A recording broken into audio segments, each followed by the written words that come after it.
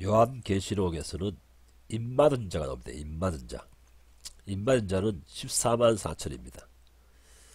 그런데 하나님께서는 어떤 사람에게 이를 지시는가? 이것에 대해서 관심을 가지는 기독교인들이 많지 않은 것 같습니다. 현대교인들은 예수님의 재림에 대해서는 관심이 상당히 많습니다. 그래서 세상 종말에 대한 징조, 여기에 대해서 면밀히 관찰합니다.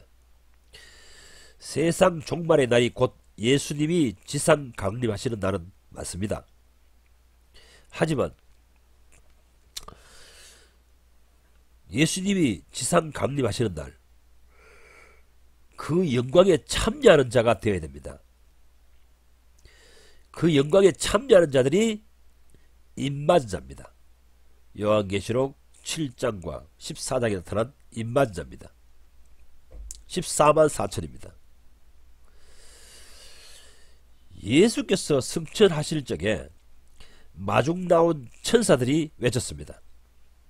사도행전 1장 11절 갈릴리 사람들아 어찌하여 서서 하늘을 쳐다보느냐. 이 예수는 하늘로 가심을 본 그대로 오시리라 하십니다. 어디에 오십니까? 지금 이스라엘 땅에 바로 동편산 갈람산에 강림하신다는 것입니다. 이것을 요한계시록 14장 1절에서는 갈람산의 이름을 시온산이라고 표기해 놓았습니다. 그런데 스가랴 입을 통해서 하나님께서는 예고하시길 스가랴서 14장 4절에 보면은 그날에 그의 발이 예루살렘 앞 곧 동편 갈람산에 서실 것이고 이렇게 나와 있습니다. 지상 강림이 예루살렘 동편 갈람산에 오신다고 이미 스가랴 때에 예언하신 것입니다.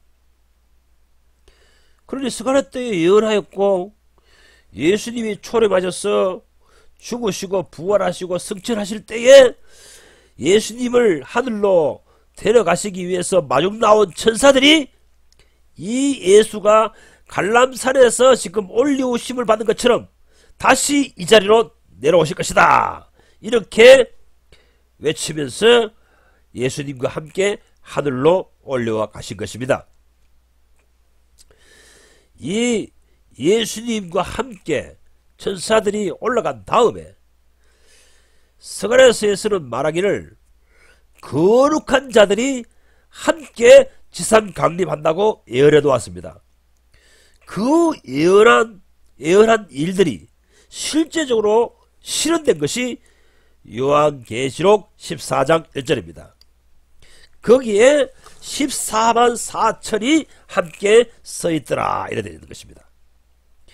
여기 스가랴서 14장 4절 그 다음에 이제 5절에 보면은 그의 산골짜기로 도망하라 하시고 하나님 여호와께서 이 지상에 임하실 것이요 강림하실 것이요 모든 거룩한 자와 주와 함께 강림하리라 하십니다.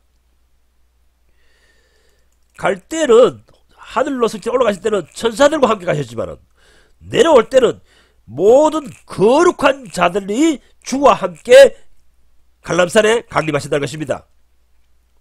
홀로 강림하시는 것이 아닙니다. 예수님 홀로 구름대처럼 많은 거룩한 사람들과 함께 큰 무리가 이스라엘 땅 동편 갈람산에 강림하실 것입니다. 재림하실 것입니다. 그러면 여기에 거룩한 무리들은 누구입니까? 누구냐는 것입니까? 이 속성이 거룩해 된 사람들입니다.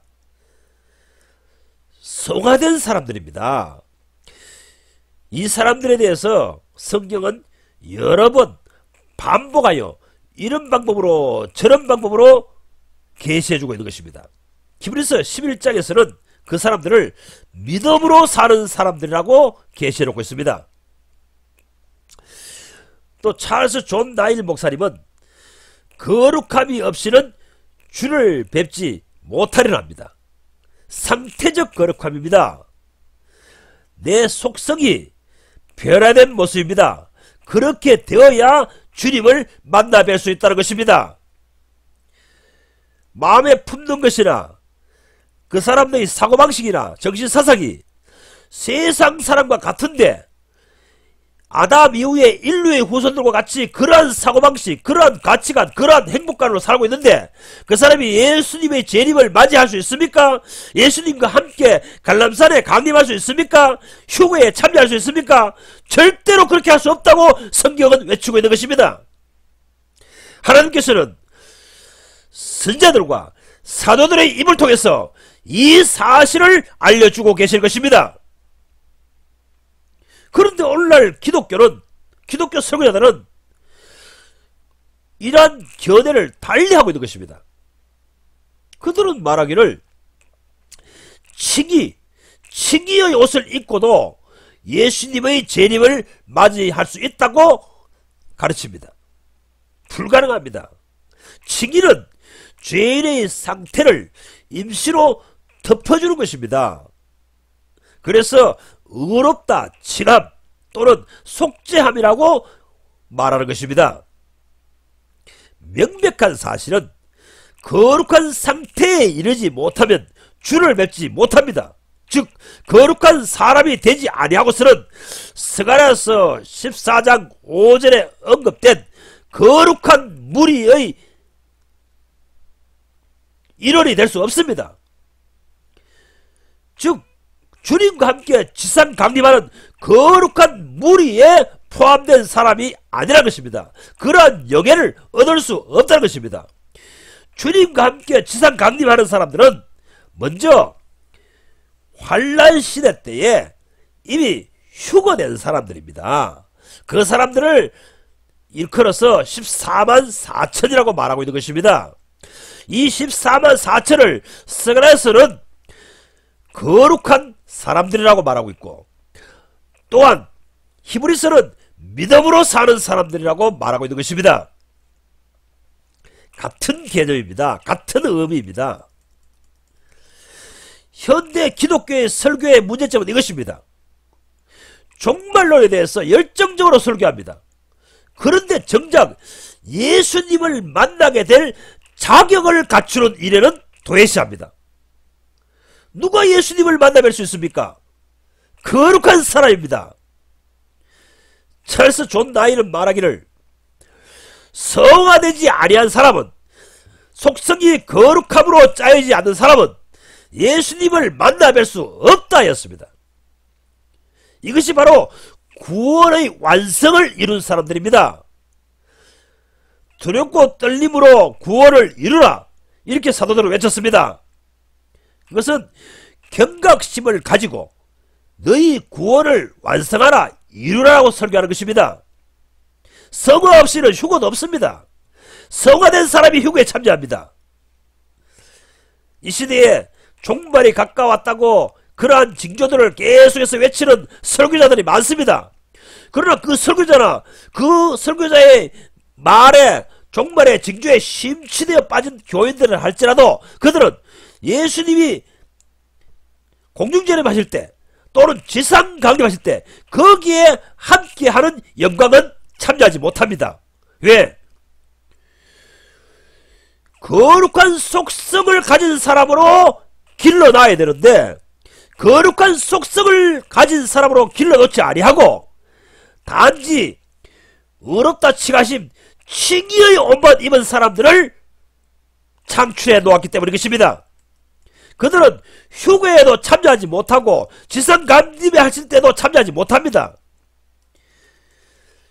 이렇게 변화된 사람, 성화된 사람은 그 영광에 참여하고 그 축복을 누릴 때 그 영광스러운 날이, 성화되지 아니한 사람은 수치를 당하는 날입니다. 축복된 날이 아니고 저주의 날이 되는 것입니다. 그렇기 때문에 예수님이 언제 재림할 것인가, 종말의 징조들이 어떤가, 이런 것에 대해서 주목하기보다 어떻게 내가 주님을 만나 뵐 수 있을까? 내가 주님을 만나 뵐 수 있는 거룩한 사람인가? 어떻게 하면 내가 거룩한 사람이 될 수 있는가? 여기에 관심을 가져야 하는 것입니다. 그 진리에 주목해야 된다는 것입니다. 예수님이 내일 재림한다 할지라도 뭐 다윗 성교회처럼 하얀 소복 입고 앉아있으면 예수님을 영접할 수 있습니까? 그렇지 않습니다. 그런 껍데기 아무리 하얀 소복을 입고 있다 할지라도 예수님을 맞이할 수 없습니다. 오늘날 종말론, 세상 종말론에 대해서 설교하는 설교자들이 뭐 바벨론 종교, 가톨릭, 뭐 종교 통합이 어떻게 이루어져 가고 있다. 적그리스도의 출현이 지금 이렇게 진행되어 가고 있다. 예루살렘 성전 재건이 이렇게 차근차근 진행되고 있다. 이러한 주제에 대해서 계속해서 설교하고 있습니다. 설파하고 있습니다. 그래서 사람들은 그것에 대해서 심취되어 있었기 때문에 자기가 예수님이 재림하시면은 맞이할 수 있는 사람이 되었는 줄로 착각합니다. 착각입니다. 착각. 망상에 빠져 있습니다. 예수님의 재림의 징조에 대해서 너무도 해박하게 알고 설교하고 다닌다 할지라도 그 사람은 예수님의 휴거에 참여하지 못합니다. 예수님이 지상감님 하실 때에 참여한 그 거룩한 사람들이 아니란 말입니다.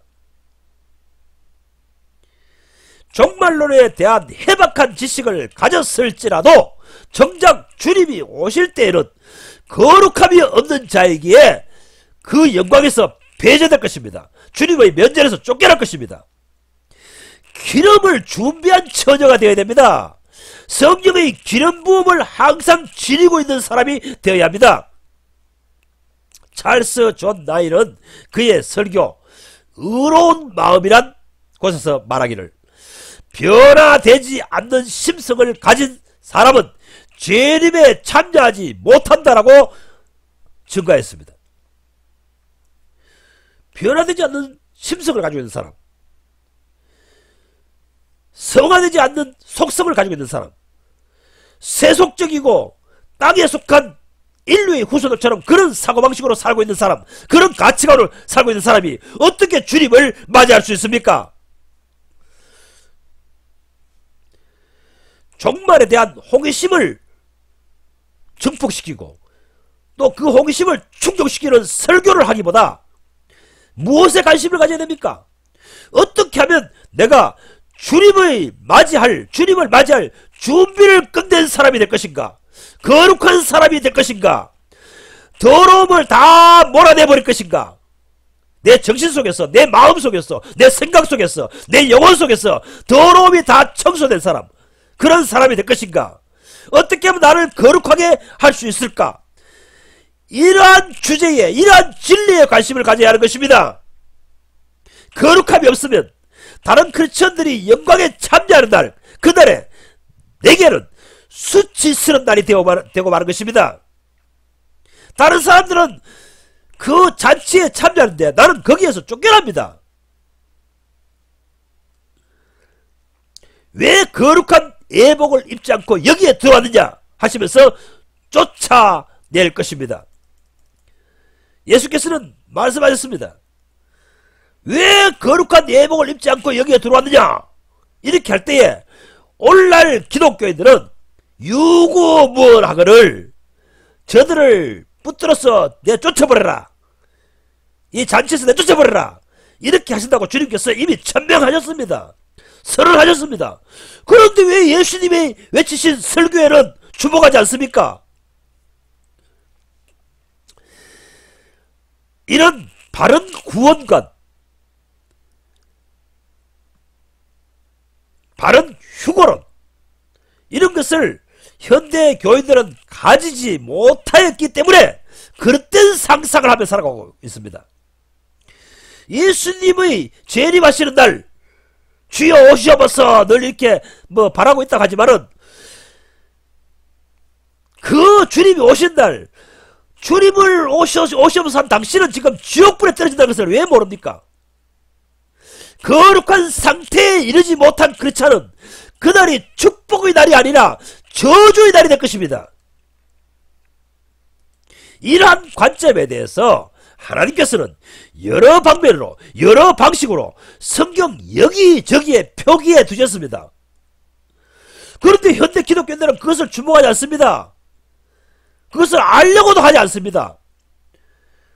물론 설교자들이 깨닫지를 못했기 때문에 자기가 자기 속에 신부단장을 하고 있지 않기 때문에 그러한 메시지를 설교하지 않는 것입니다. 요한계시록 7장과 14장은 입 많은 자들에 대해서 나옵니다.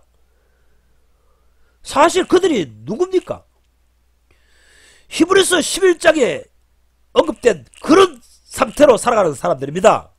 믿음으로 사는 사람들입니다. 창세로부터 종말까지 그 믿음에 합당한 삶을 가진 사람들입니다. 칭의를 가진 사람들이 아닙니다. 히브리서 11장 38절을 보십시오. 이 사람들은 세상이 감당치 못하도다 이렇게 평가합니다. 당신 자신을 살펴보세요.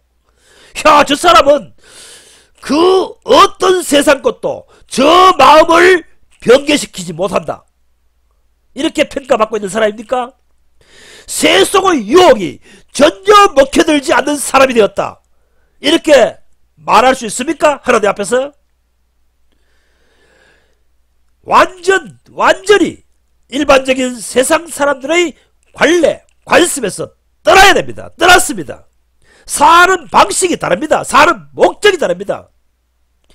좋은 집, 안락한 결혼생활, 행복한 가정 이런 것을 꾸미고 그렇게 사는 것에 대해서 전혀 관심이 없습니다.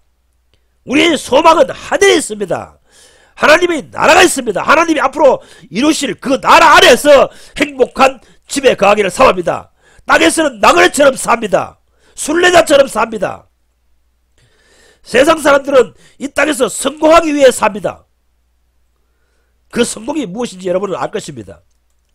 오늘날 크리스천이라 하는 사람들, 기독교인들 하는 사람들도 세상 사람들이 성공이라고 하는 그런 성공을 하기 위해서 밤낮 주력을 합니다. 그러나 이 세상이 이런 사람들은 감당치 못하겠다. 도저히 수용할 수 없다. 이런 믿음으로 사는 사람은 어떻습니까? 이런 세상 사람들이 추구하는 성공에 관심이 없습니다.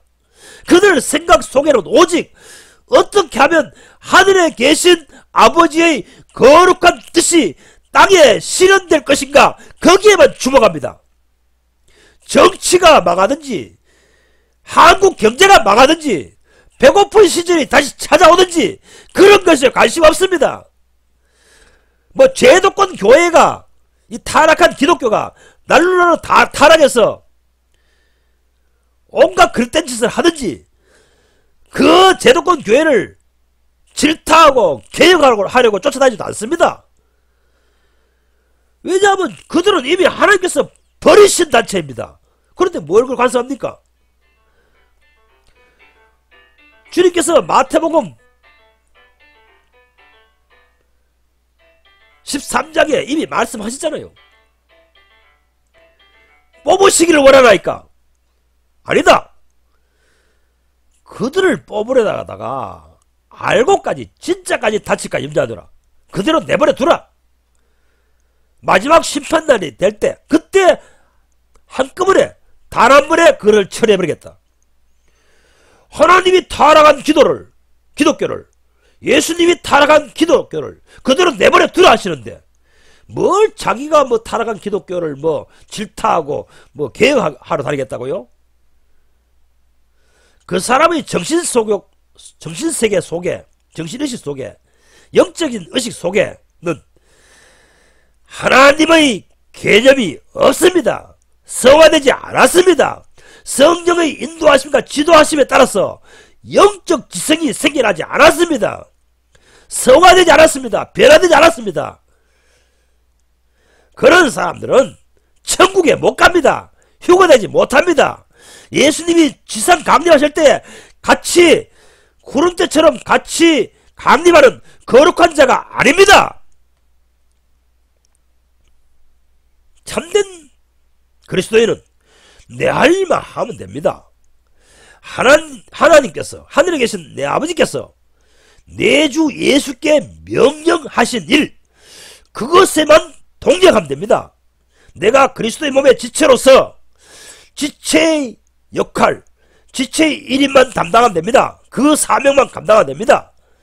이 지체의 역할을 담당하는 사람들이 휴거될 자들입니다. 그들이 14만 4천입니다. 그들이 이기는 자들입니다. 그들이 거룩한 자들입니다. 그들이 성화된 자들입니다.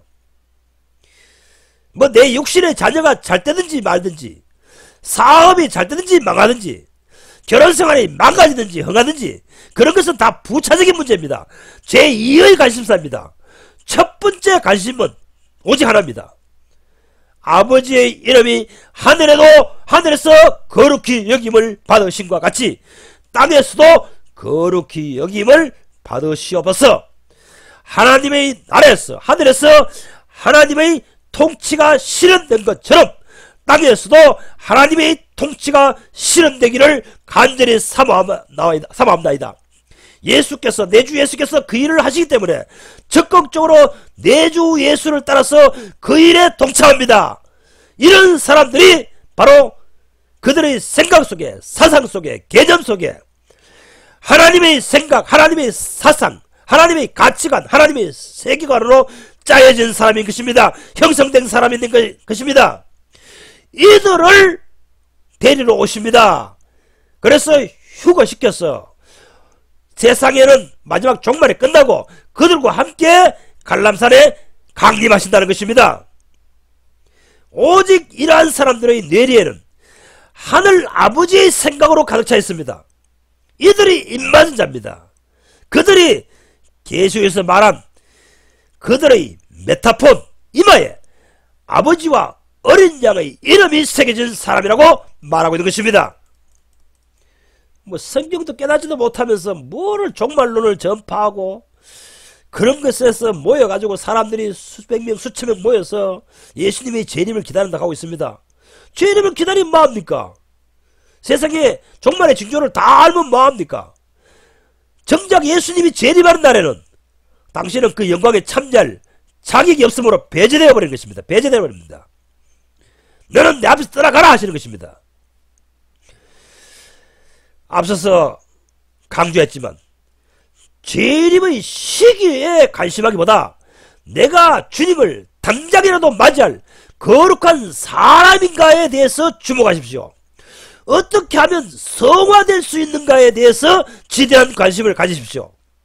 어떻게 하면 나도 예수처럼 생각하고 예수처럼 말하고 예수처럼 살아가는 사람이 될 수 있는가에만 주목하십시오.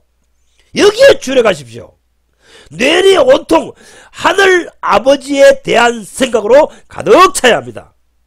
아버지께서 지금 뭘 하고 계실까? 지상에 둔 자기 백성들을 통해서 뭘 하기를 원하실까?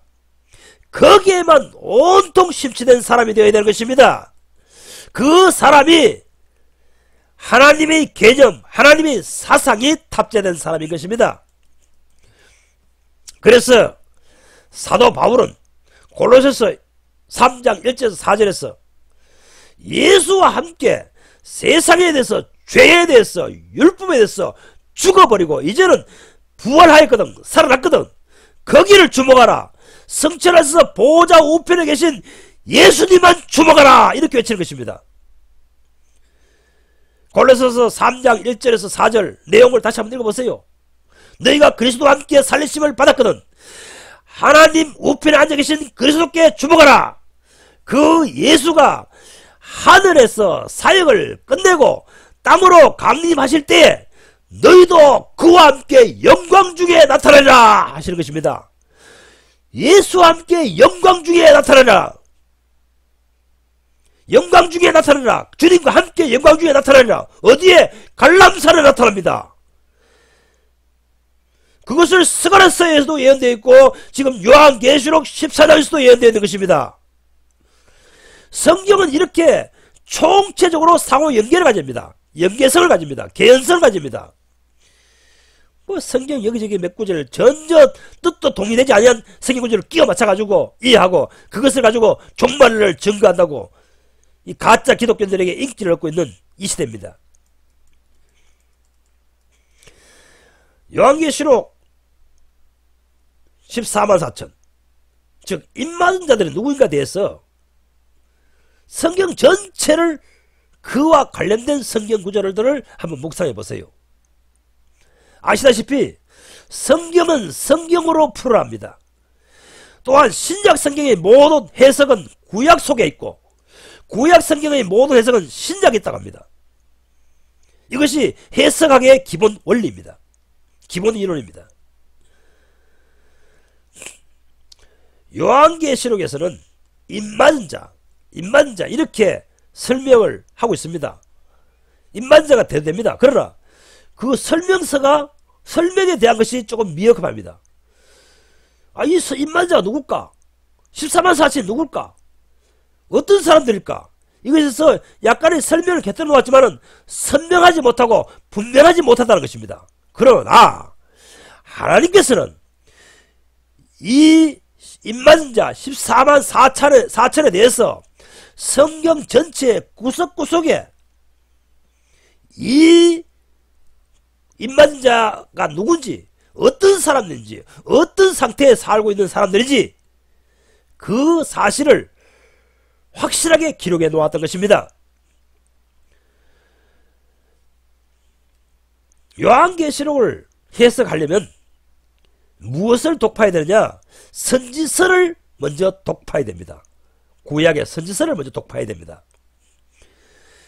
하나님께서 그 종 선지자들에게 말씀하신 대로 이루라 이렇게 요한계시록은 말하고 있기 때문인 것입니다.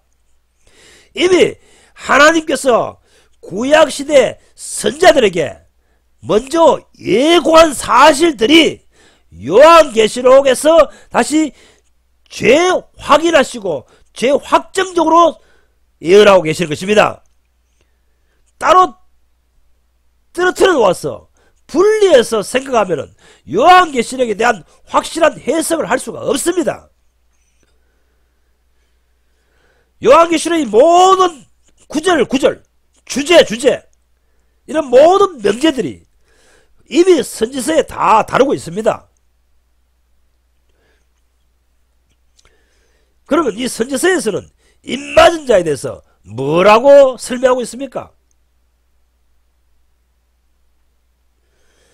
이사야, 에레미야, 에스겔, 다니엘, 미가, 하박국, 말라기 모든 선지자들이 이 요한계시록에 나타난 현실에 대해서 이미 그 당시에 이미 예고해 놓았습니다. 그러니 선지서를 해독할 수 없다면 요한계시록의 해석이 정확하지 않는 것입니다. 잘못된 관점으로 보고 있는 것입니다. 오늘은 입맞은 자에 대해서 그 주제에 대해서 지금 다루고 있는데 입맞은 자에 대해서는 에스겔서 9장에서 다루고 있습니다. 에스겔서 9장은 인치는 역사를 기록한 글입니다. 누가 이를 칩니까? 어떤 신앙인에게 이를 칩니까? 9장 4절입니다. 이르시되 너는 예루살렘 성읍 중에 순행하여 그 가운데 행하는 모든 가증한 일을 행하는 사람들 그들로 인하여서 탄식하며 우는 자의 이마에 표시하라 하십니다. 이를 치라 하십니다. 누가 이를 받습니까? 이 타락한 신앙계 기독교계를 바라보고 탄식하며 눈물을 흘리며 기도하는 자들 주여 어찌하오리까? 이러한 범죄들을 날마다 범하고 있는 저들을 어찌하오리까? 이러한 의식이 살아난 사람들 이러한 문제를 가지고 주님께 눈물로 기도하는 사람들 그 사람들에게 이마에 이를 친다는 것입니다. 이마에 표시하는 것입니다. 너는 내 거다. 내 소유물이다. 이렇게 딱 표시한다는 것입니다. 아시다시피 고대로부터 말이나 소나 이런 동물들을 사면은 내 소유물이 되었다 하는 확정으로서 도장 모양을 철로 된 도장의 모양이 있습니다. 그걸 갖다 불에 달궈서 엉덩이나 이마에 불로 확 찍어버립니다. 그래서 그 다음부터 불로 찍고 난 다음에는 도장 찍고 난 다음에는 이것은 내 소유물이다 이렇게 말씀하신다는 것입니다. 신앙인들도 마찬가지입니다. 정말 잘못된 기독교인들, 기독교, 잘못된 신앙계 이것을 보고 너무나 탄식하면서 정말 우는 자들, 부르짖는 자들 이들을 주님께서는 너는 내 소유물이다 하고 이를 친다는 것입니다. 이마에 표시를 한다는 것입니다. 여기 이마라 하는 말은 이 영어 성경에는 홀 헤드스라고 번역되어 있는데 그래서 한국어 성경으로 이마로 번역이 됐는데 이것은 사실은 헬라어로 메타포리라는데 이것은 이마가 아닙니다. 머리통 속이라는 것입니다. 인간의 지성이라는 것입니다. 만약에 제가 이 이마라는 단어, 한국어 단어를 나온 성경 구절을 제보고 성경을 번역하라고 한다면 저는 그들의 지성에 하나님과 어린 양의 이름이 기록되었다라고 번역할 것입니다. 그들의 지성에 하나님과 어린 양의 개념, 하나님이 누구시고 어린 양이 어떤 분인지 그 개념이 그들의 지성에 기록되어 있다는 것입니다. 개념이 탑재되었다는 것입니다. 성부와 성자와 성령에 대한 참된 개념, 하나님을 아는 지식이 탑재된 인간이 그들이 바로 성화된 인간이요 그들이 바로 하나님의 소유물들이요 그들을 하나님께서는 휴거에 데려가시려고 오신다는 것입니다. 오셔가지고 데려가셔서 혼인잔치를 마치시고 그들과 함께 이 거룩한 자들과 함께 지상강림을 하신다는 것입니다. 에스겔서 9장의 줄거리를 대충 설명하겠습니다. 에스겔서 1장 1절은 그때에는 내가 바벨론의 포로로 잡혀온 사람들과 함께 그발 강가에 있었다 합니다. 그리고 나는 여기에 있을 때에 하나님께서 열어 보이신 환상을 지금 기록하고 있다 이래 말하고 있습니다. 그리고 이어서 에스겔서 1장에서 9장까지는 무엇을 설명하냐 하면은 이 신앙인들이 바벨론의 포로로 잡혀가게 된 이유에 대해서 설명합니다. 왜 이스라엘 민족들이 바벨론의 포로로 잡혀가게 됩니까? 성전을 더럽혔기 때문인 것입니다. 성전을 더럽혔기 때문에 성전 안에서 가증한지 더러운지 하나님께서 보실 때 역겨운 짓을 했기 때문에 그들을 성전에서 이제는 예배를 드릴 수 있는 자격을 박탈시켜버리고 쫓아내버렸습니다. 바벨론으로 쫓아내버렸습니다. 이것이 에스겔서의 선자의 내용이고 에레미야서의 내용이고 이사야서의 내용입니다. 스가랴서의 내용입니다. 말라기서의 내용입니다. 이 사실을 신약 성도에게 적용해 봅시다. 고린도전서 3장은 신약 성도와 그 성도들이 함께 모일 때 그것이 너희는 성전이라고 합니다. 그리고 이 성전을 더럽히는 자는 내가 반드시 멸하리라. 하나님이 반드시 멸하리라 하십니다. 구약시대의 이 이스라엘 민족들, 구약시대 성도들과 마찬가지로 신약시대의 성도들도 하나님의 성전, 자신 속에 영혼의 성전을 더럽혔기 때문에 또 더럽혀져 있는 성도들과 함께 있는 모임인 교회, 그들이 교회를 더럽혔기 때문에 어디가 있습니까? 하나님께서 보시는 시각에서는 바벨론의 포로로 잡혀가 있다는 것입니다. 바벨론은 무엇을 말합니까? 히브리어 바벨론은 무슨 뜻입니까? 혼란, 혼미, 혼잡입니다. 미로에 빠져 있다는 것입니다. 갈 길을 몰라 방황하고 있다는 것입니다.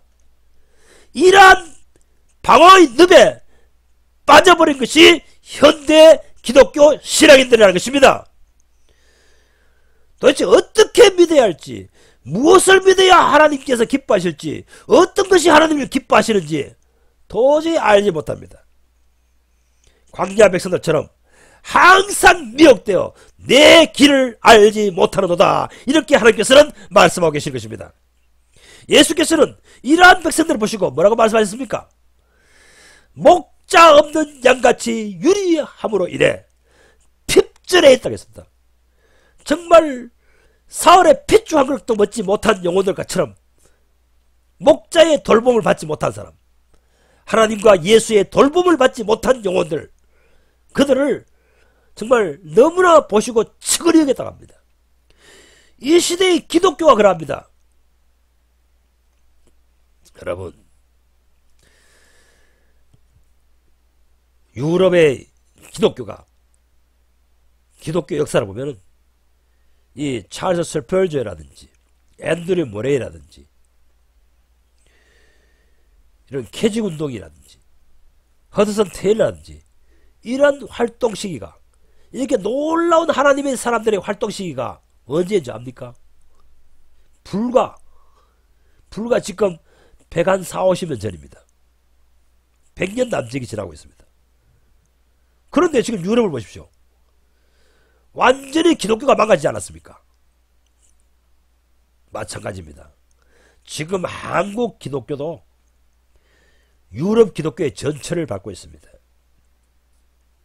앞으로 길게 가지 않습니다. 우리 한국 기독교도 유럽 기독교처럼 되어버릴 것입니다. 지금 기독교 신앙계는 바벨론, 즉 혼돈, 혼란, 혼잡에 빠졌습니다. 갈 길을 못 찾아 바오 있는 사람들입니다. 미로에 빠져 있습니다. 어디로 가야 될지, 무엇이 하나님이 기뻐하시는 건지 알지 못하고 자기 나름대로 하나님을 섬깁니다. 그러나 모두가 이렇게 혼란에 빠져 있을지라도 남은 자들은 있게 말입니다. 사도 바울은 지금 시대도 각 시대에도 그러하도다, 이렇게 해석했습니다.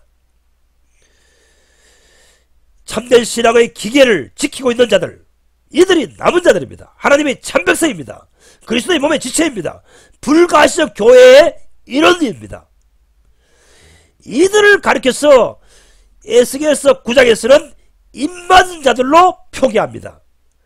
두장 찍었다는 것입니다. 나의 소유물들이라는 것입니다. 이들을 가리켜 요한계시록 14장은 14만 4천이다. 예수와 함께 앞으로 갈람산에 같이 설 사람들이다, 이렇게 요한계시록 14장 1절은 계시해놓고 있는 것입니다. 에스겔서는 이렇게 말합니다. 이 인을 맞은 자 외에는 모두 멸할지어다. 멸하라, 멸하는 천사여 멸해버리라, 이라고 말합니다. 에스겔서 9장 4절, 성전 안에서 더러운 짓을 하는 것을 인해 탄식하고 애통하는 자들은 그들의 이마에다가 이를 찍어라, 이렇게 말씀하시고, 6절에 가면 말씀하시기를 이런 입맞지 못한 사람들은 멸하라, 사망의 천사여 멸하는 천사여 그들을 멸하여버리라, 이렇게 말씀하십니다. 왜 그들은 멸망받기에 합당한 사람들입니까? 그들이 사상이 사탄적이고 세상적이라는 것입니다. 세상과 벗이되지 말라.